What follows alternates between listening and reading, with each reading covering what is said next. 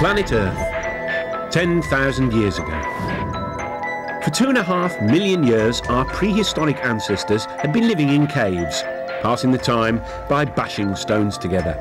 Then suddenly, everything changed, and people began to build huge monuments all over the planet. But how and why? It's the biggest mystery in human history, but not for some people. Thousands of years ago, when our forefathers were primitive Stone Age people, some extraterrestrials visited our Earth.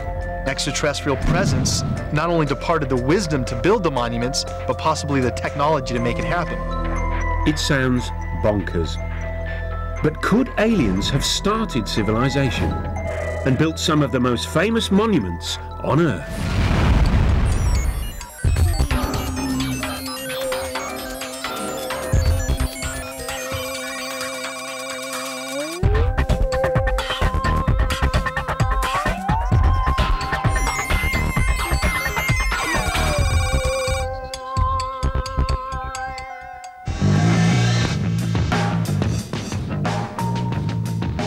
All over the Earth, there are giant stone monuments. Almost everyone knows they were created thousands of years ago by ancient man. But could almost everyone be wrong? According to the official history books, buildings like the pyramids and Stonehenge are triumphs of human engineering, which mark the beginning of our human civilization. But there are a few nagging questions about them, like why they seem to appear out of the blue.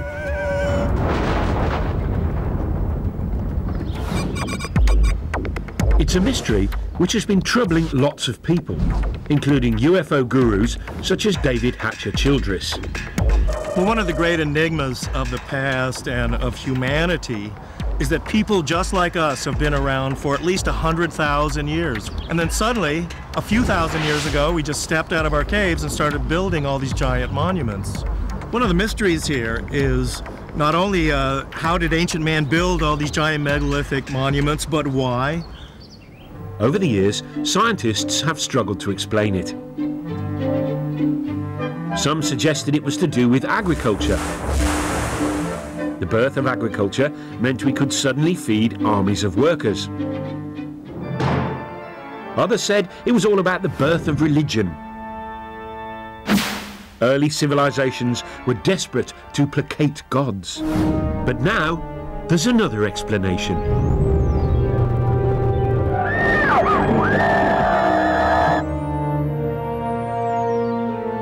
One group of people say that most of these monuments were built or designed in the distant past by aliens who visited our planet with their super advanced technology.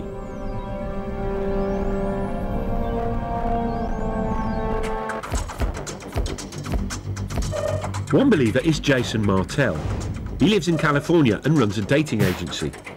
But in his spare time, he's been grappling with the biggest archaeological mystery of our time. And he says he solved it.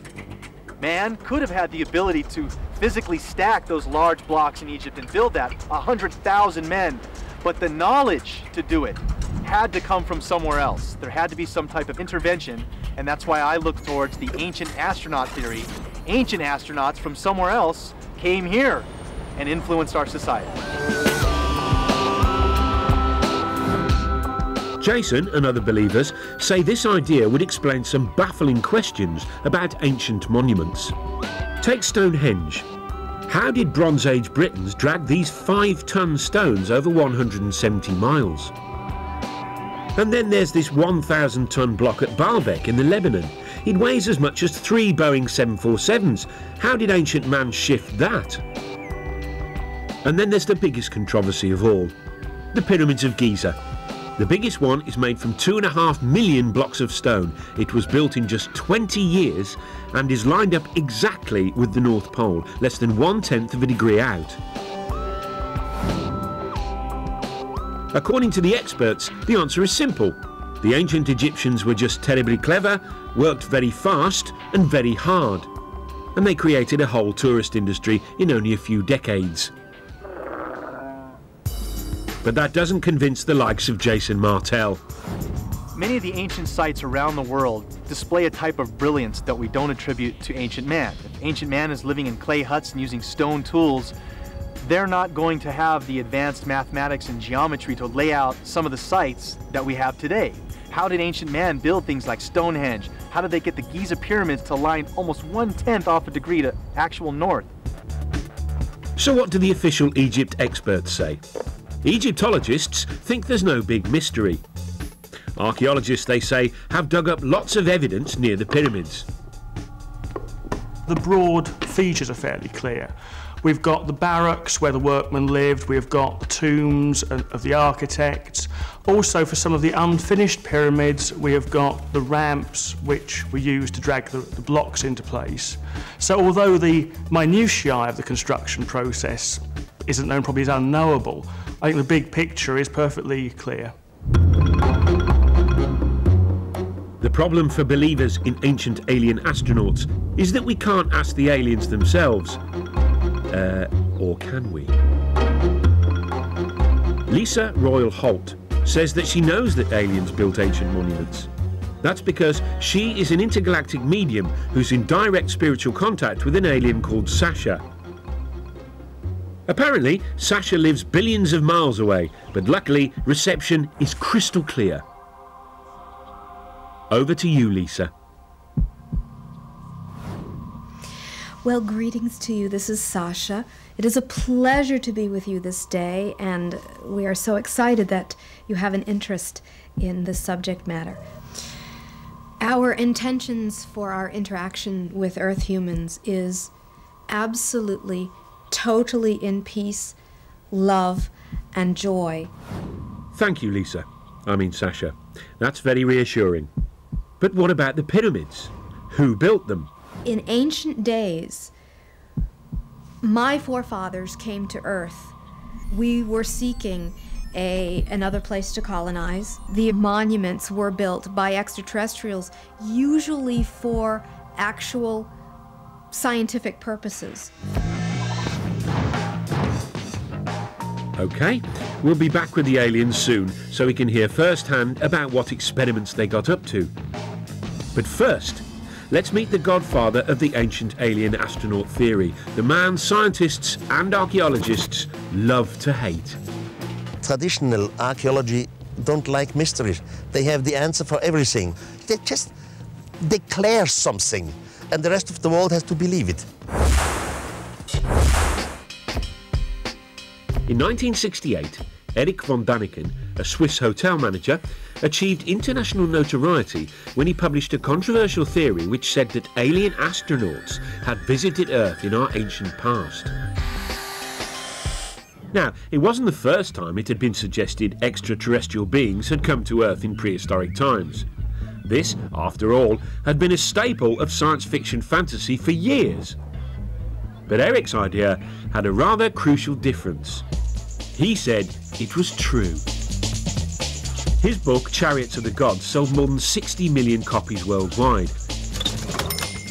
And he quickly became an international superstar. Erich seemed to give the world a brand new space-age version of human history. Thousands of years ago, when our forefathers were still Stone Age people, some extraterrestrials arrived.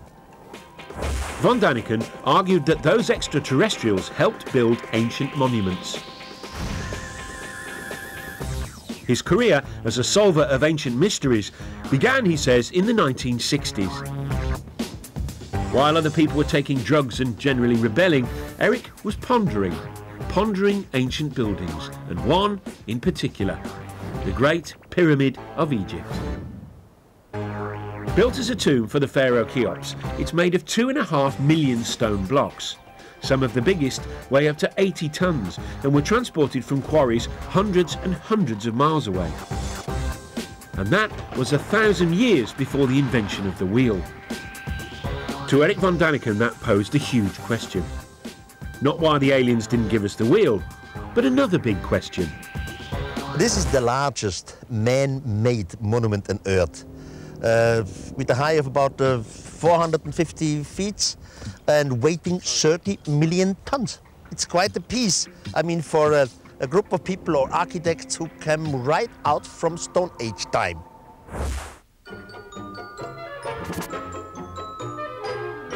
Von Daniken's theories make academic Egyptologists ever so slightly irritated. Von Daniken doesn't seem to like human beings very much. He does them down, claims that people are just out of the Stone Age. Well, the Stone Age actually ended some centuries before the pyramids were built, for starters. As far as I'm concerned, Erich von Daniken is a one-man self-publicity machine. I wouldn't characterise what he does in anything like scientific work.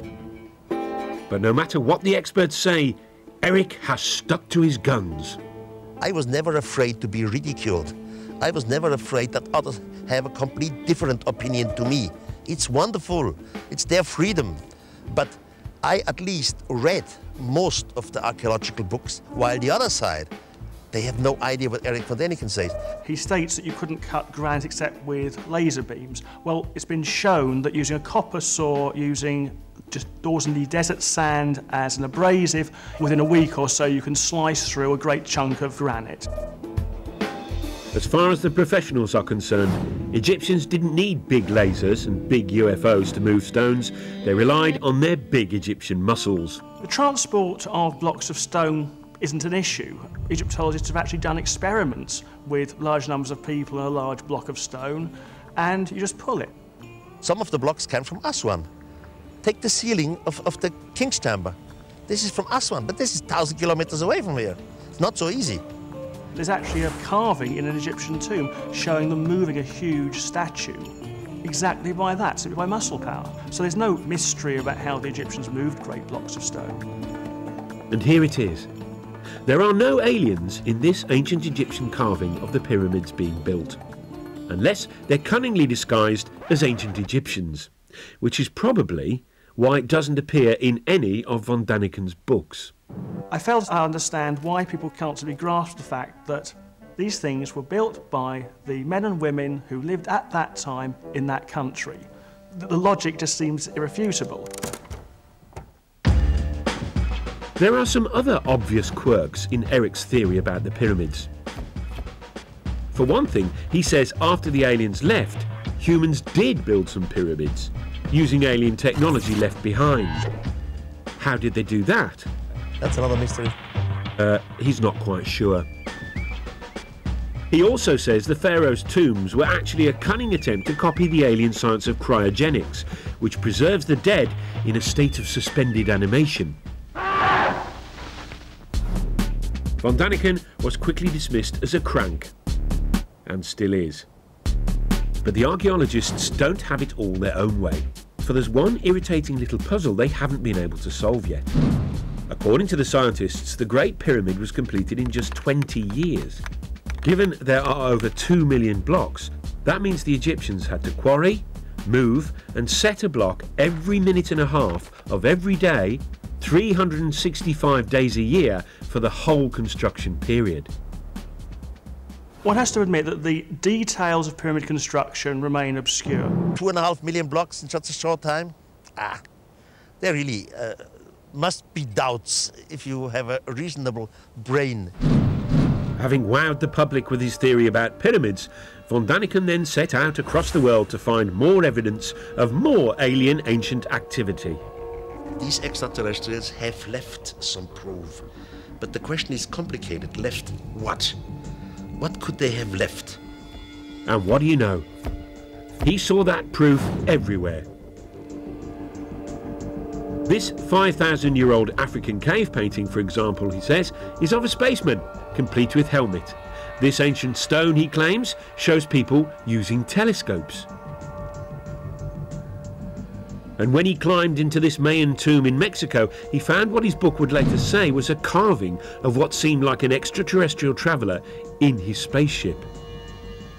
Hunched over the controls, the alien seems to have his breathing apparatus in place, and flames are spewing out of his rocket. According to von Daniken, it's just like the liftoff at Cape Canaveral. And then he said he had the revelation which proved his idea had to be true when he visited South America and flew over the famous Nazca lines in Peru.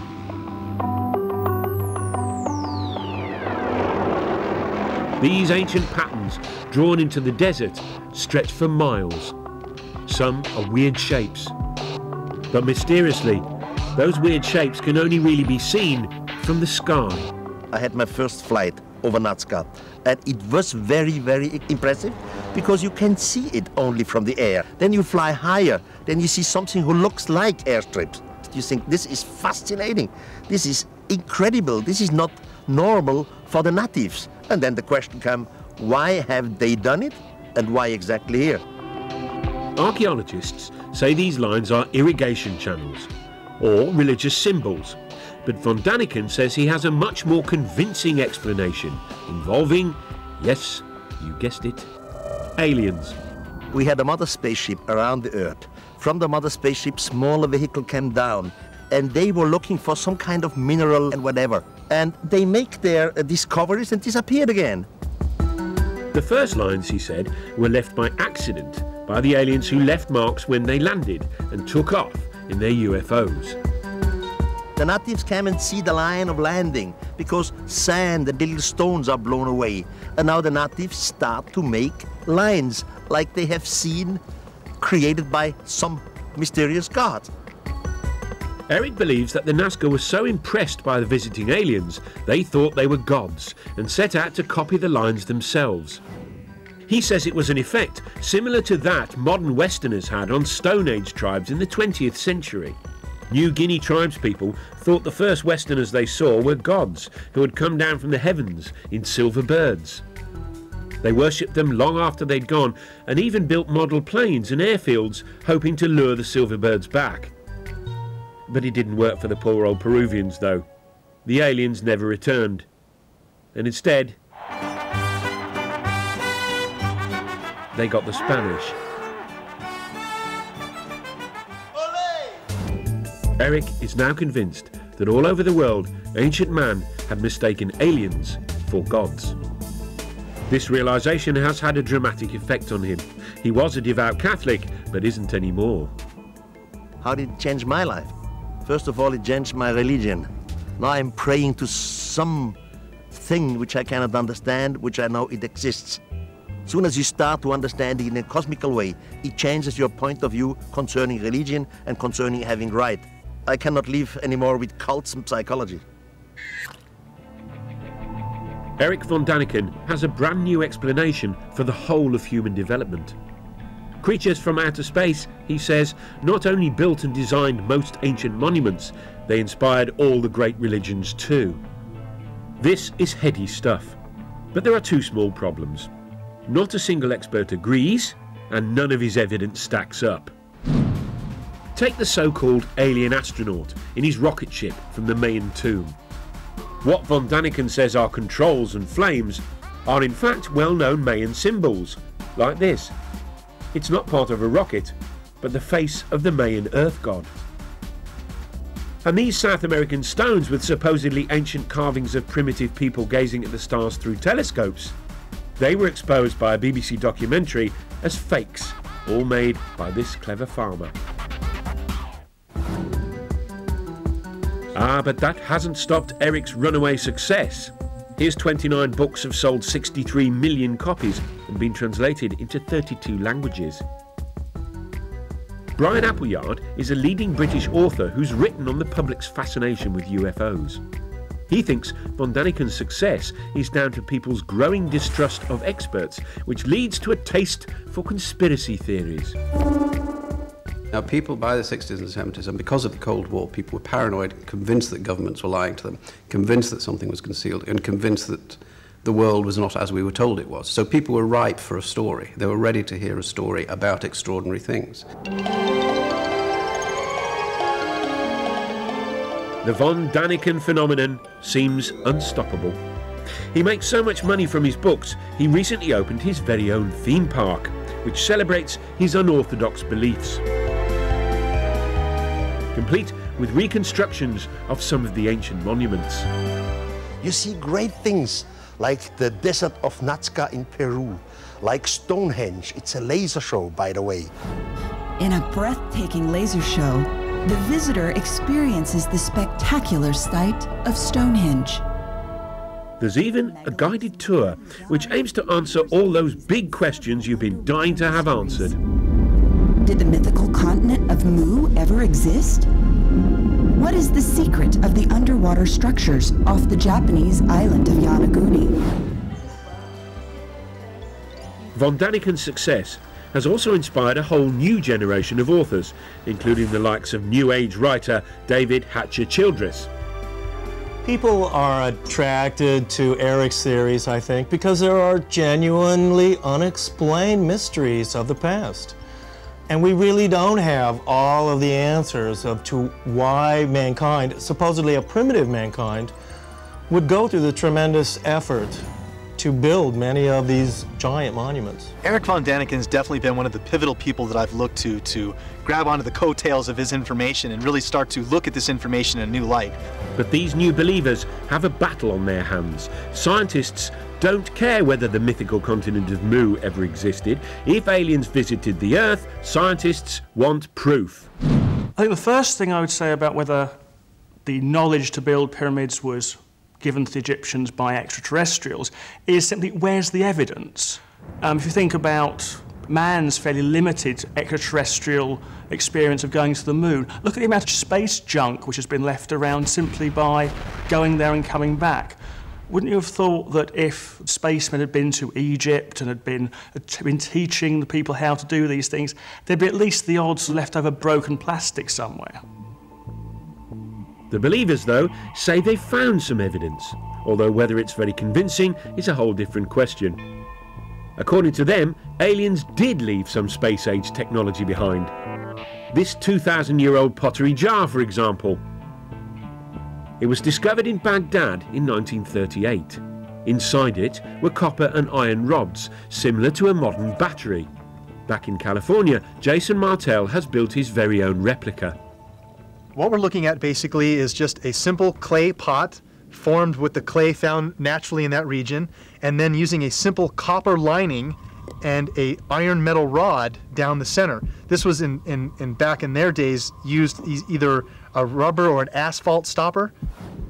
Jason fills the pot with an acid solution, vinegar, and now he's expecting something spectacular to happen. All right, the moment of truth.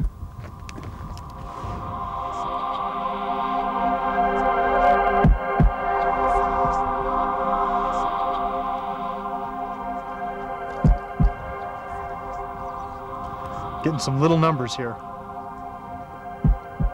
See that spike? It's going off the chart here now. Look, there we go. See that? Generating 4 volts right there.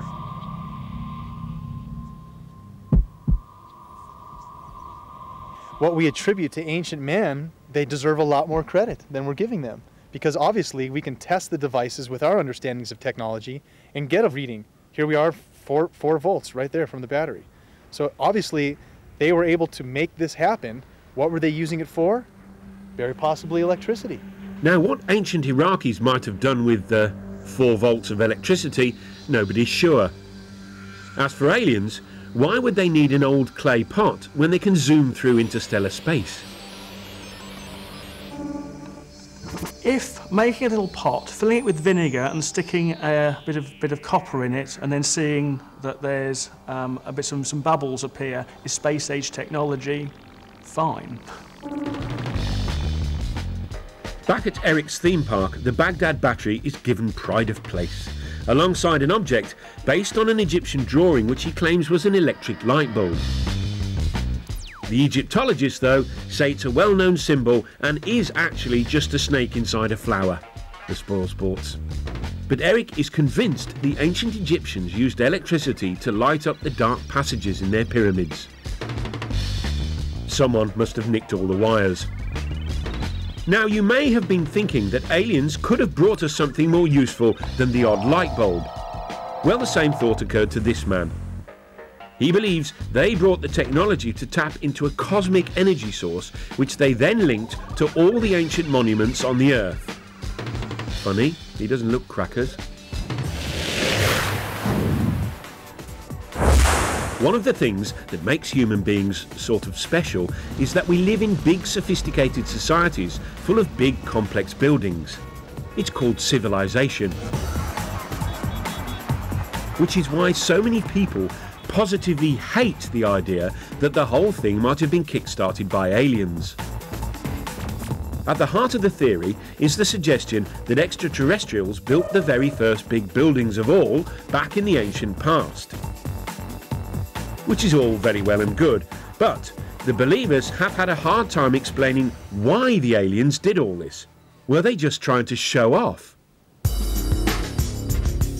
Not according to this man. Here he is, hiding in Stonehenge.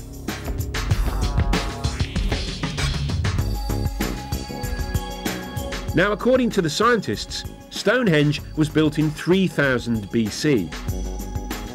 The 5-ton stones were dragged 170 miles by ancient British people to celebrate the sun, it's thought. Which is all very interesting. But not quite interesting enough for David Hatcher-Childress. He says Stonehenge might instead have been a fuel stop for ancient aliens. He came up with his interesting theory after he discovered what he says are mysterious energy lines. He believes the Earth is covered with these invisible lines in a strange network. If it all sounds a little unlikely, it has at least got a cool-sounding name. The World Energy Grid. The world grid is an intelligent geometric pattern of the Earth and its energies. A wave of the sunlight hits the Earth and wraps the Earth like a ball of string of energy, creating this energy grid. As you might have guessed, no scientist believes in this grid or the energy that it apparently contains. But according to Hatcher-Childress, that's just because they're too skeptical for their own good. The aliens, though, knew about the energy grid and tapped into it. How? By building ancient monuments on key intersections of the grid, obviously. By placing megalithic monuments along this grid, UFOs can then take energy off of this energy grid, and by going to certain power points like Stonehenge, the craft can hover over these energy spots and draw energy from those spots to help replenish the craft. Now, why these giant fuel stops are all built out of big lumps of stone, Childress doesn't say. But maybe we could tap into this energy nowadays. Of course we can't. Over to you, David, to explain exactly why not. I know many people must have difficulty in imagining this energy grid around the planet, but it's a lot like this racetrack. Here on this racetrack we have a geometric formation. It's all interconnected. We have the cars running along this energy grid. But if any part of this racetrack is disconnected or broken, the cars won't have the energy anymore and they won't be able to run along the track. So unfortunately, because the ancient monuments like Stonehenge are nothing more than ruins, the world energy grid has broken down. So no free energy for us. But apparently, the aliens didn't just use the ancient monuments for energy. Oh no. Many of the megalithic monuments, including pyramids, Stonehenge, are actually antennas that can be used by UFOs. So there you go. Stonehenge wasn't just a place where druids hung out, it may have been used by ancient aliens to phone home. Or maybe not. Oh sure, they're from another planet. But talking of phoning home, where might these ancient aliens have actually come from? There is one man who should know. He's Seth Shostak.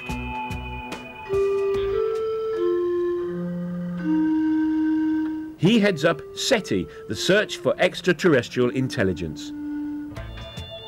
This is a scientific study that's been scouring the constellations for the last 20 years, listening for radio signals from alien life forms. It turns out that lots of scientists believe that life probably did arise somewhere else other than the Earth. After all, the universe contains trillions and trillions of stars. Seth Shostak has devoted his life to being the first to prove it. You know, the universe is vast. It seems that most stars have planets. There are going to be lots of other worlds that are just as nice as the Earth for life. The question is, has life arisen on those worlds?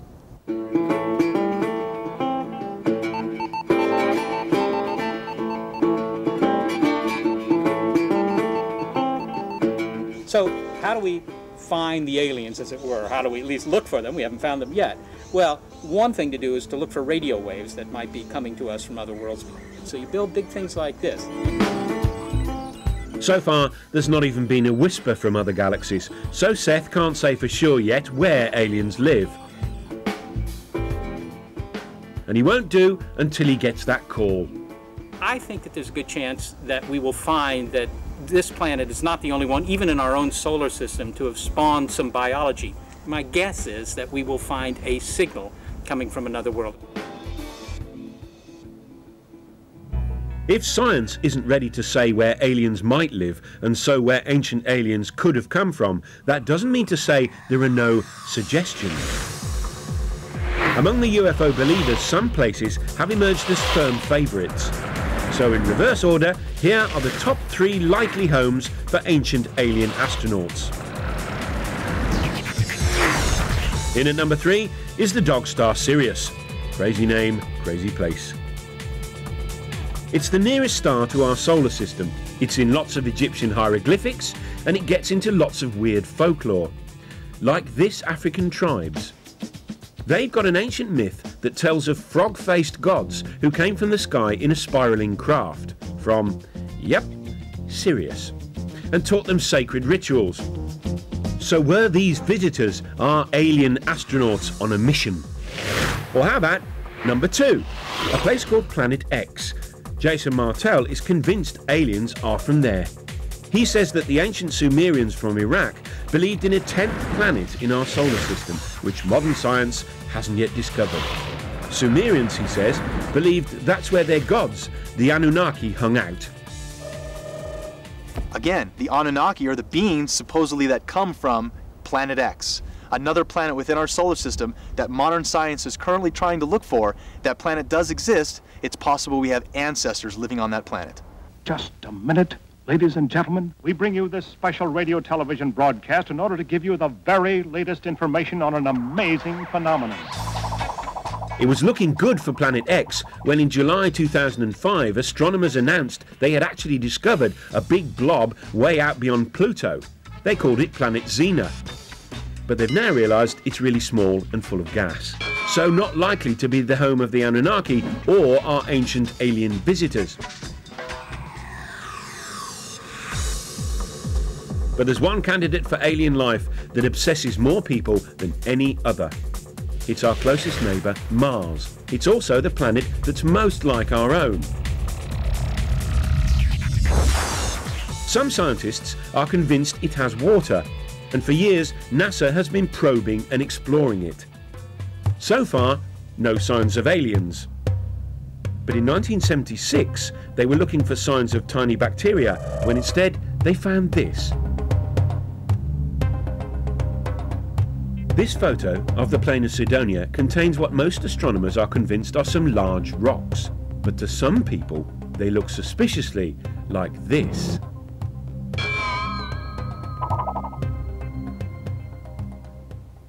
Here's one guy who thinks that's exactly what they are. Tom Van Flandern is a renegade astronomer who has his own theory about Mars and junk. You see, according to Flandern, Mars is really the moon of a planet where extraterrestrial humans first evolved, but had to leave in a bit of a hurry when it exploded. Left behind was all sorts of junk, including pyramids. The most interesting speculation about the origin of the artifacts on Mars is that the original human race was on the parent world that has since exploded. They built things on their moon, Mars, but before the end of their civilization, which they saw coming, they transferred their species to the most nearly habitable planet, which would have been Earth. We'd sure like to get higher resolution images of this and other pyramid-shaped objects on Mars and see if they are truly pyramids. But are these really pictures of Martian pyramids, you ask? Tobias Owen was a NASA scientist on the mission that took the photographs. He's what you might call unconvinced. My job there was to examine pictures as they were coming in of the surface of Mars in regions that we thought would be safe for the spacecraft to land. There was a small group of people who felt that this was an example of an alien construction, that there was life on Mars, or there had been life on Mars. NASA promptly issued a denial, which for believers was obviously proof of a monumental cover-up. You know, the interesting thing about NASA's track record, NASA, National Aeronautics Space Association, could also stand for Never a Straight Answer. In its inception in 1959 or so, NASA consulted a big think tank called the Brookings Institute, which advised NASA, if you ever find extraterrestrials, these things need to be handled cautiously. For one, society in general and religious institutions aren't quite ready to accept an extraterrestrial presence. Pyramids on Mars were spooky enough, but then things got really out of hand when NASA released another batch of photographs from the plain of Cydonia. And near the pyramid shapes was something else. A rocky outcrop that some people felt had an eerie resemblance to something familiar, something that ancient astronaut believers have long connected with aliens. Yep, that other famous tourist site in Egypt. Very interestingly enough, NASA first took an image of the face on Mars and they labeled it head. And this photograph was quickly dismissed by NASA as a trick of light and shadow. It's not really a face on Mars, it's just a lighting angle difference. Wrong answer. Here we have a face in pyramids on Mars, a sphinx in pyramids in Egypt. There has to be a connection, a Mars-Earth connection. To the scientists, though, it was just a natural feature. This is the kind of thing that we see on the Earth in various places. There's a famous one in New Hampshire in the United States called the Old Man in the Mountain. And there's a tendency among us humans to try to see images of ourselves in nature. And here was a perfect example, but happened to be on Mars. The common sense explanation is simple. Human beings are just hardwired to recognize faces, even when faces aren't there. Over to a psychologist to explain. Faces are very important to humans from infancy. They're so important that we perceive faces even in a stimulus that is not a face. For example, this plate of eggs in front of me looks very much like a face. We can see eyebrows, two eyes, a nose, and a mouth very readily. Well, when I look at the first image that was taken of the structures on Mars, I see it very, very clearly as a face. Here's an eye, here's the bottom part of a nose, here's the outline of a face. This is a low-resolution image, and I'm quite convinced by that interpretation. However, when I look at the more recent image, which is a much more high-resolution image, I'm very hard-pressed to see that as a face. Now, could I see it as a face? I could.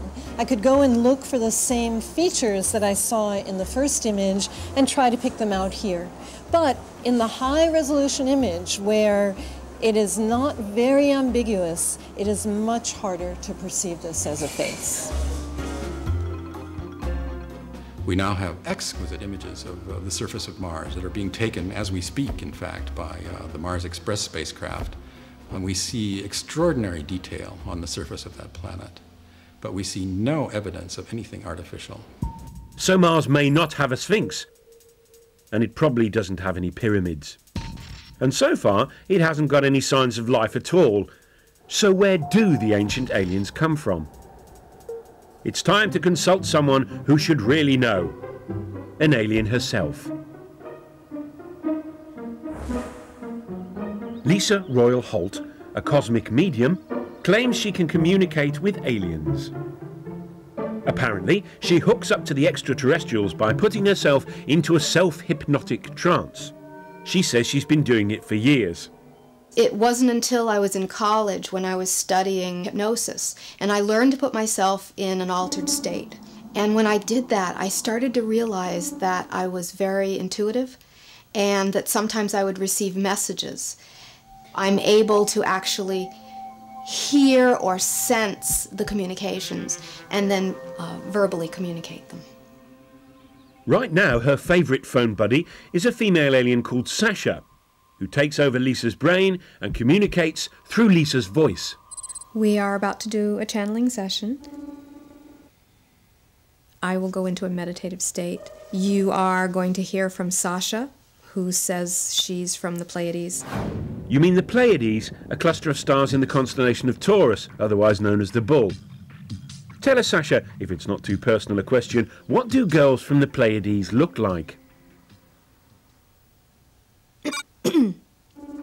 In my world, I actually do have what you would know to be a physical body, though it exists in a slightly different dimension.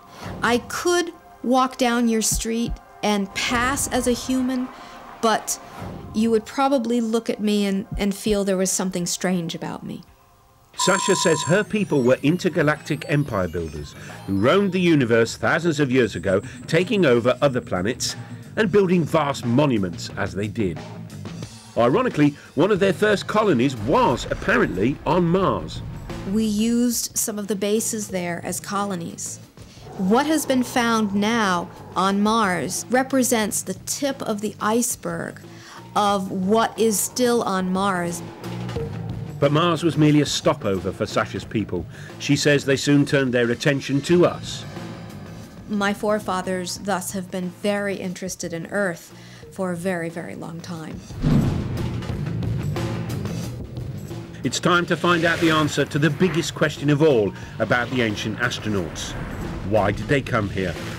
According to Sasha, they may have been up to more than building monuments and starting civilization. Could they have created the human race? If alien astronauts really did visit us thousands of years ago, and that's rather a big if, then the obvious question is why? What is it? I don't know. Well, according to Lisa Holt, or rather her alien mate Sasha, there's a perfectly sensible answer. The aliens chanced upon our pre-human ancestors and then started messing with our DNA, a process she calls upliftment. My sources have said that the extraterrestrial genetic projects on Earth have been going on for thousands of years. If your pre-humans were not uplifted by extraterrestrial genetics, your evolution as human beings would not have progressed as far as it has. You would still be in the evolutionary phase if it was not for the little bit of upliftment that was done.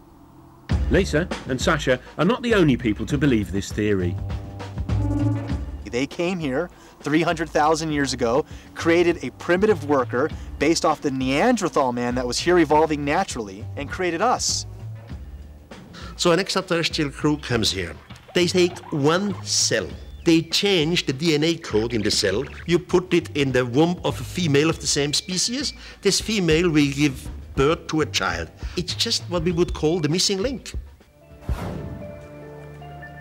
If the believers in ancient aliens are right, then evolution didn't gradually create humans. We were instead cooked up in the alien equivalent of a test tube. Spooky stuff.